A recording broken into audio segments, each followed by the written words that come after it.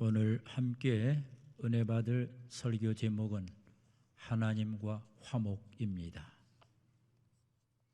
왜 하나님과 화목이 필요할까요? 아담과 하와가 범죄함으로 말미암아 하나님과 불화의 관계가 있었기 때문에 하나님하고 반드시 화목의 관계가 회복돼야 됩니다. 오늘 본문에 보면 사도 바울은 화목, 화평, 평안이란 말을 쓰고 있는 걸 보게 되는데, 화목, 화평, 평안이 축복이고 은혜죠.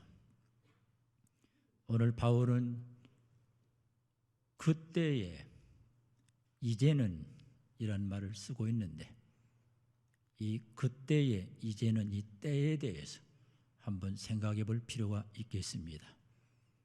바울은 예수님을 믿지 않고 살아가던 때, 그리고 예수님을 믿고 구원받은 때, 이걸 비교하면서 우리에게 말씀하고 있습니다.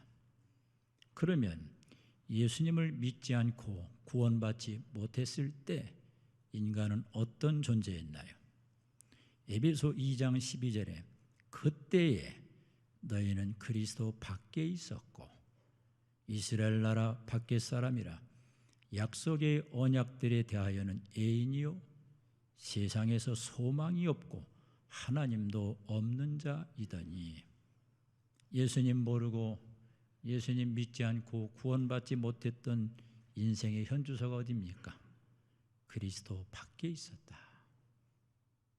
이 그리스도 밖에 있었다, 이게 무슨 뜻이지요?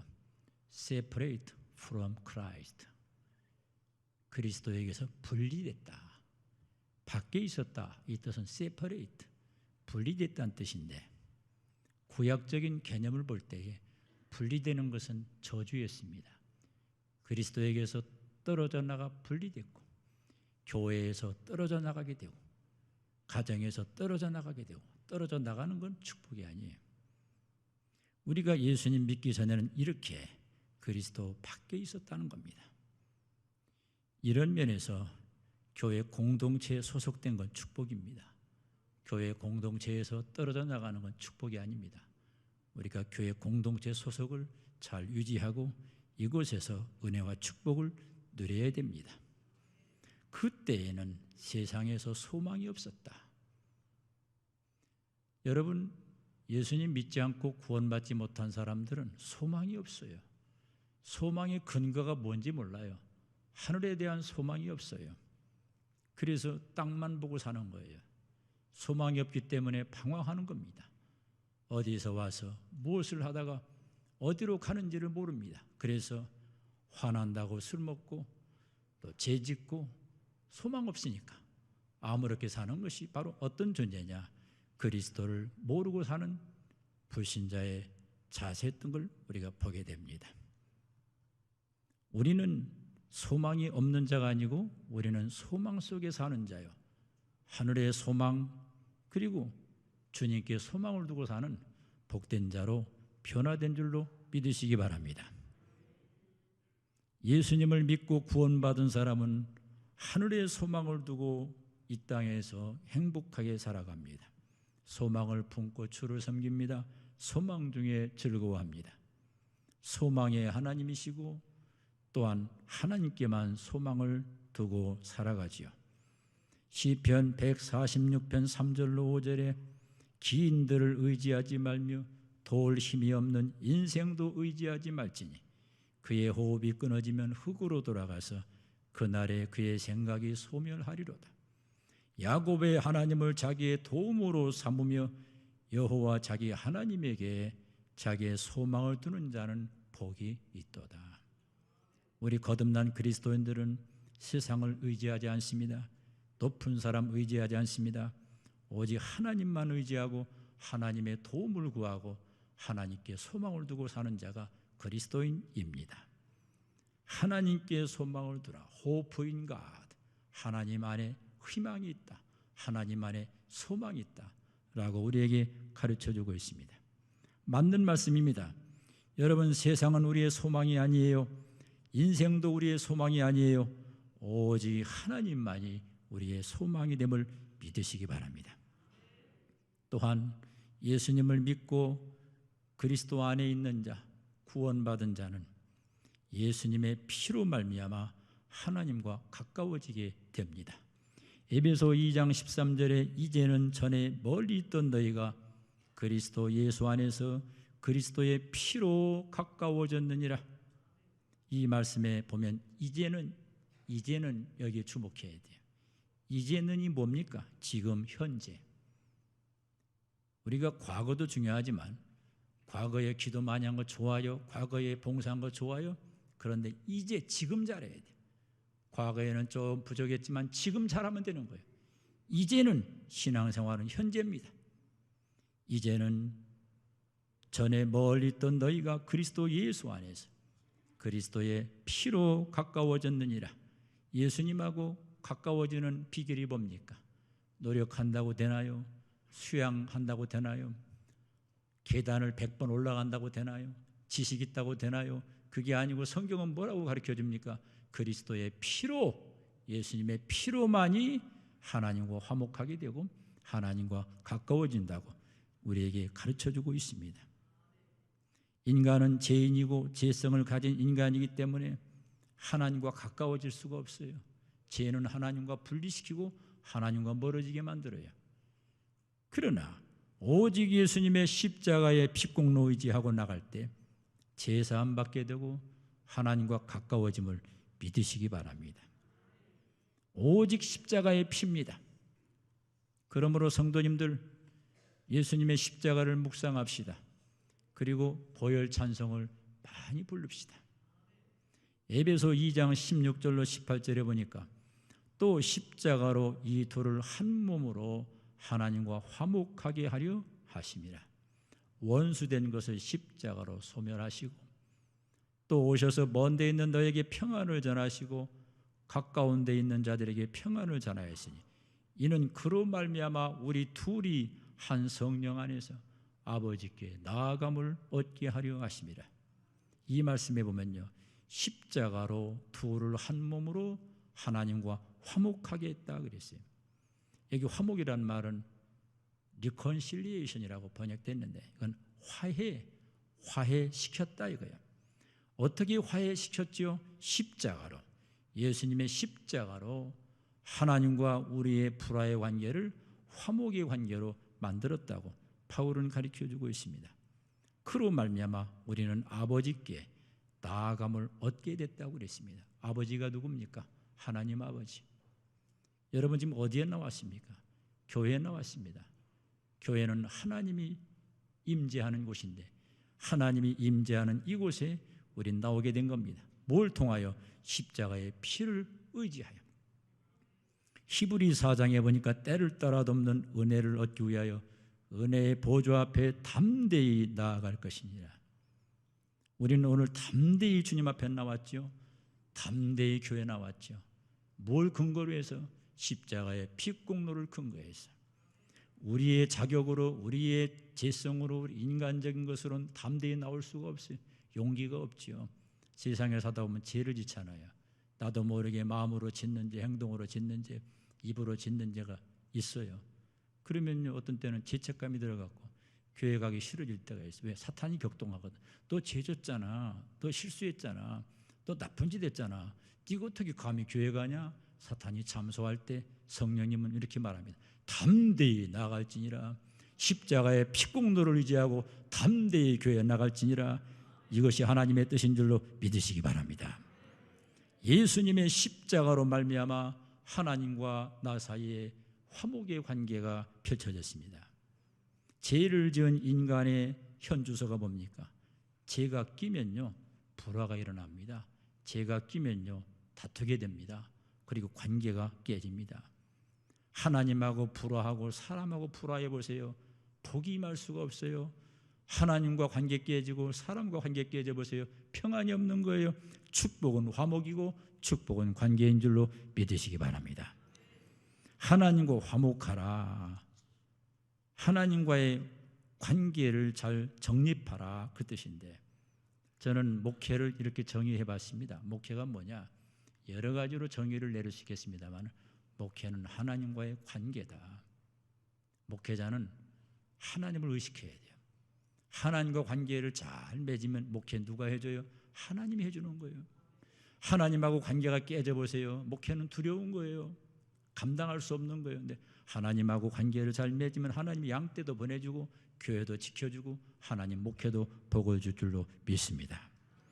예수님의 십자가 때문에 또한 원수 마귀가 패하게 됩니다. 예수님이 십자가에 죽는 순간, 부활하는 순간 사탄 마귀는 패배하게 된 겁니다. 그러므로 사랑하는 성도님들, 십자가는 하나님과의 화목의 관계의 능력임을 믿으시기 바랍니다. 오직 예수님의 십자가입니다. 그러므로 거듭난 그리스도인들은 예수님의 십자가를 자랑하고 십자가를 전해야지요. 고린도전서 1장 18절에 십자가의 도가 멸망하는 자들에게는 미련한 것이요 구원을 받는 우리에게는 하나님의 능력이라. 세상 사람들은 십자가를 우습게 여깁니다. 십자가를 패배로 여깁니다. 십자가를 부끄럽게 여깁니다. 그러나 절대 그게 아니에요. 십자가는 구원 얻는 자에게는 하나님의 능력이에요. 우리가 구원받은 것은 내 공로가 아니고 내 노력이 아니고 십자가의 피공로로 구원을 받게 된 겁니다. 찬송가 439장에 이런 가사가 나옵니다. 십자가로 가까이 나를 이끄시고 거기 흘린 보혈로 정케 하소서. 십자가의 피로만 내 더러운 죄가 정케 돼요. 십자가로 가까이 나를 이끌어 달라고 찬송합니다. 십자가에 가까이 내가 떨고 섰네. 거기 있는 새벽별 내게 비추시네. 십자가로 가까이, 계속 십자가로 가까이입니다. 세상으로 가까이가 아니고 십자가로 가까이입니다.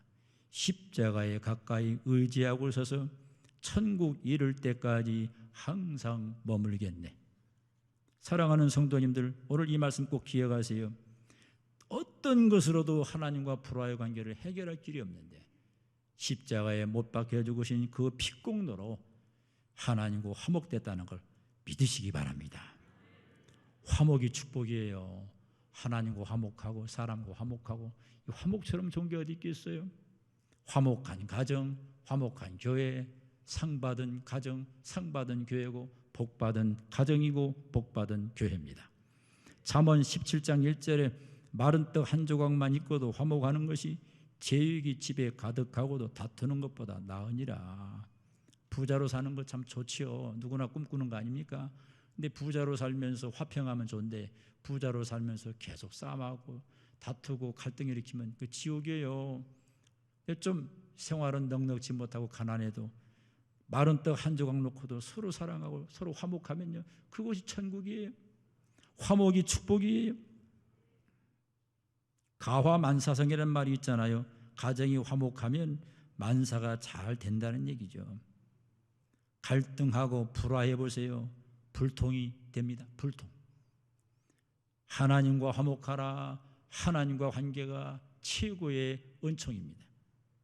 하나님과 화목하면요, 다른 일이 잘 풀려요. 하나님하고 관계가 삐뚤어지면요, 다른 일도 삐뚤어지고, 하나님과 관계가 잘 되면 인간관계가 잘 되는 걸 보게 됩니다. 죄는 화목관계를 깨뜨리기 때문에 성도님들, 죄와 싸워 이겨야 되고요, 작은 죄라도 지면 안 되고요, 죄를 졌을 때는 즉각 회개하여 용서를 받아야 됩니다. 죄가 있는 곳에는 화목이 깨지고 불화가 있고, 그래서 악인들은 기쁨이 없어요.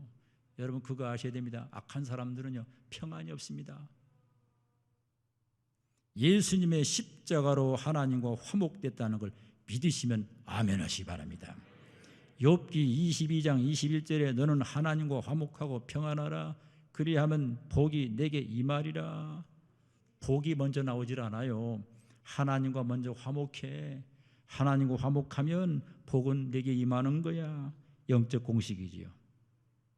그러므로 성도님들, 예수님의 십자가로 하나님과 화목된 은총을 누리는데, 하나님과 화목한 사람은 또 세상에서도 화목을 만드는 사람으로 살아야 돼요.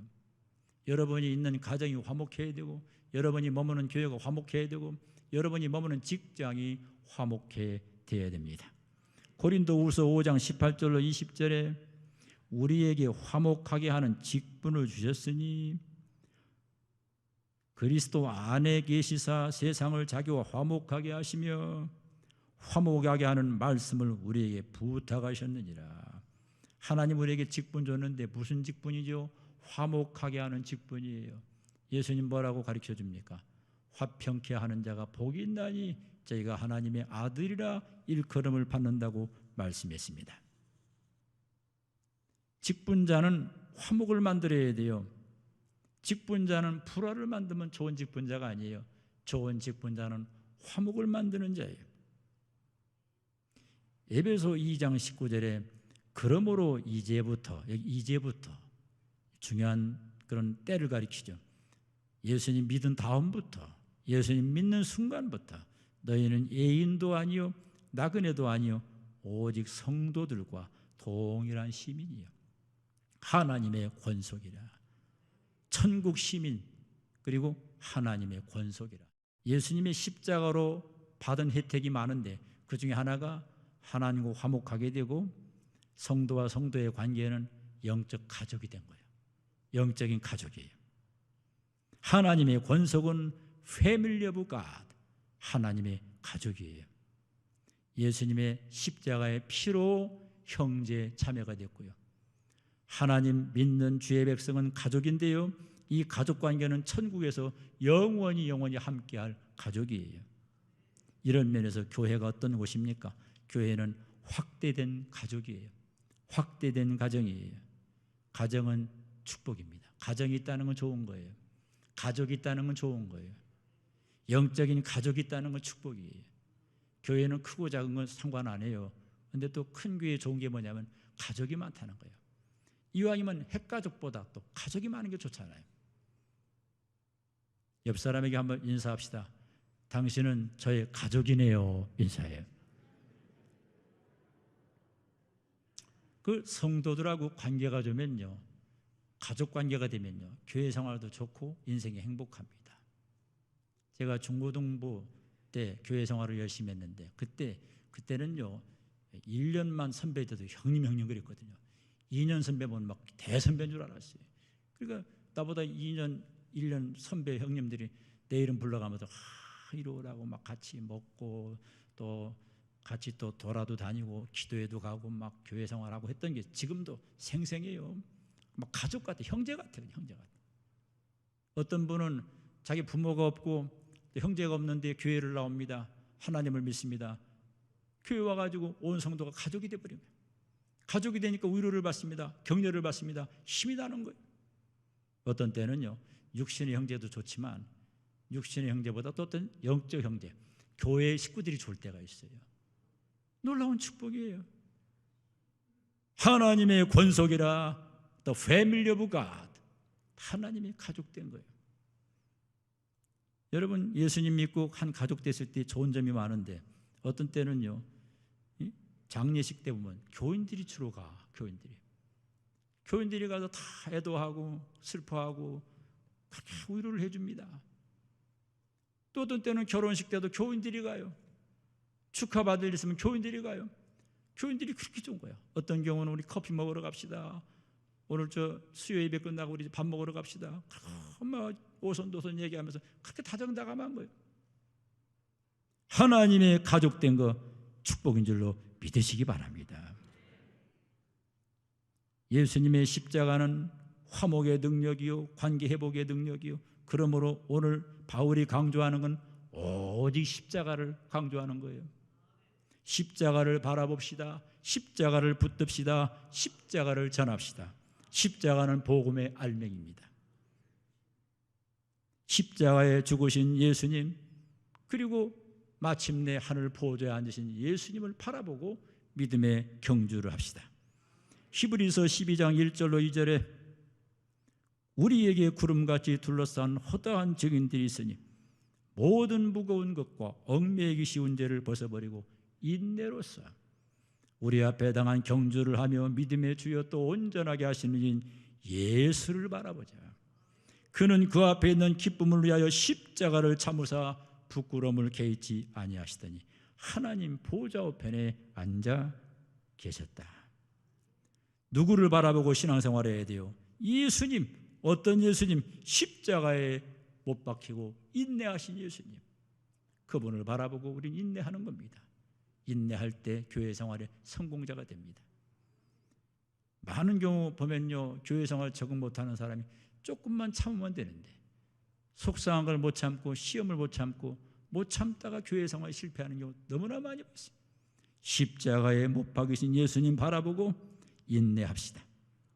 갈라디아 2장 20절에 내가 그리스도와 함께 십자가에 못 박혔나니 그런즉 이제는 내가 산 것이 아니요 오직 내 안에 그리스도께서 사시는 것이라. 자 보세요. 십자가 때문에 하나님과 나 사이의 불화의 관계가 화목하게 됐죠. 십자가 때문에 우리가 한 가족이 됐죠. 십자가 때문에 우리는 구원받았지요. 십자가 때문에 제사함 받았지요. 그리고 십자가를 바라보고 믿음의 승리자가 되죠. 그리고 그리스도의 제자는 날마다 우리 삶 속에서 내 자아가 십자가에 못 박혀야 돼. 내가 그리스도와 함께 십자가에 못 박혔나니 내가 십자가에 못 박혀 죽었다는 얘기죠. 사도 바울의 놀라운 고백 중에 하나가 뭐냐면 나는 날마다 죽노라. 사도 바울이 얼마나 자존심이 강한 사람입니까? 그러나 그가 주님 만난 다음에 십자가로 제사함 받고 구원받은 다음에 자기 고백을 하는데 난 날마다 죽어. 난 날마다 죽어. I die every day. 난 날마다 죽는다고 고백했어요. 우리 신앙생활 왜 실패합니까? 왜 우리 인간관계 실패합니까? 내가 살아서 내 자존심이 살고 내 교만이 살고 내 고집이 살고 내 육신의 혈기가 살아가지고 매번 실수하고 넘어지고 자빠지는 거예요.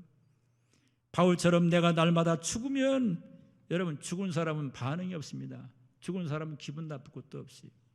아니 교회 생활하는데 왜 이렇게 기분 나쁜 일이 많으니? 이래서 기분 나쁘고 저래서 기분 나쁘고 이래서 속상하고 이래서 뭐 왜 이렇게 원통 속상한 게 많아? 왜? 아직도 내가 살아있거든. 내가 죽으면요 속상할 것도 없어요. 죽은 사람은 말이 없어요.